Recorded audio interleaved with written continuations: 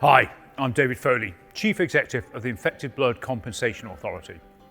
In January, I updated you about the invitations we are sending to the next group of people so they can start their compensation claims. By the end of March this year, we will have sent around 250 invites. We are on track to achieve this.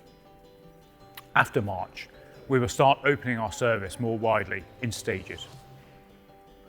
We're doing this because if we open up the service to everyone at the same time, it will take much longer to work through and pay everyone's compensation.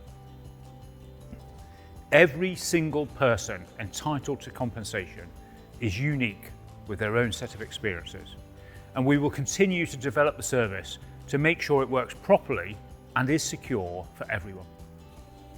So how are we planning the stages for opening the service? We've asked you, the community, for your views on how we order claims while the service is still being built and tested in 2025. To consider at which stage people can start their claim, we have set out groups based on people's compensation entitlement.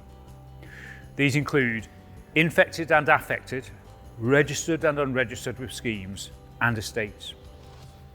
We ask community groups and representatives for their views to help us inform our decision about how we might order these groups. To be clear, this is not about the order of claims forever.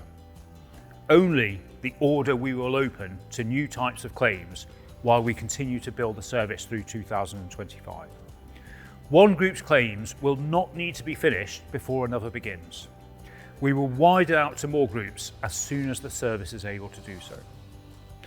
Understandably, there was no clear agreement from community representatives on which groups people thought should be able to start their claim first.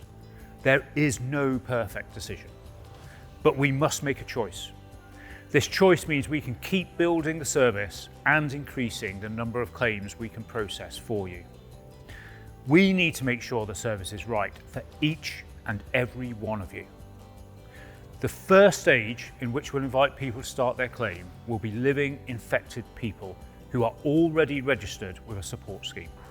We have already started making payments to this group. Next, we will start supplementary claims. In our conversations with community representatives, we heard that people want to complete their whole claim at once. So it's important we treat supplementary claims as a key part of the registered infected group.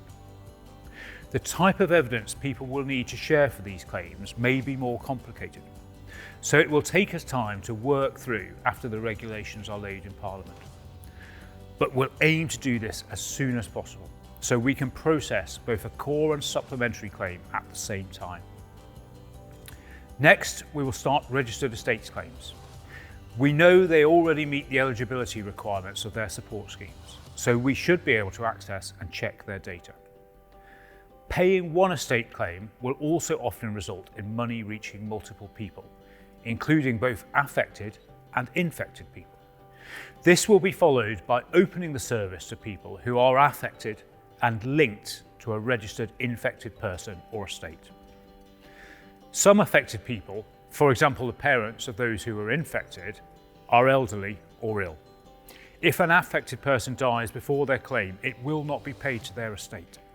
That means their claim will die with them. So we understand the concern from the community that claims can be made as soon as the service is able to process them. Next, we will invite those who are infected but not registered with a support scheme, known as unregistered infected. This could include people who are eligible for IBCA compensation but can't claim from a support scheme now.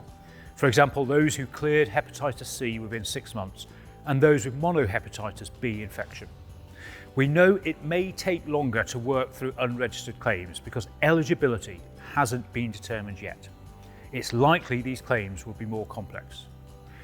Then personal representatives applying on behalf of an estate that is not registered with a support scheme will start their claims. Finally, we will start paying claims for those who are affected and not linked to a registered claim. That's those who have not been identified by an infected person who has made their own claim. In the meantime, infected people registered with an infected blood support scheme will continue to receive support payments for life. One group's claims will not need to be finished before another begins. We will widen out to more groups as soon as the service is able to do so. On timing, we aim to start claims in all groups by the end of 2025, but not all payments will be made by this date. We'll keep you updated about when the service is widening out to more groups over the next weeks and months. In the meantime, we continue to regularly start more claims in our current group. That's to those who are infected and registered with support schemes. The best way to get all the latest news and information is by signing up to our regular community updates on our website, ibca.org.uk.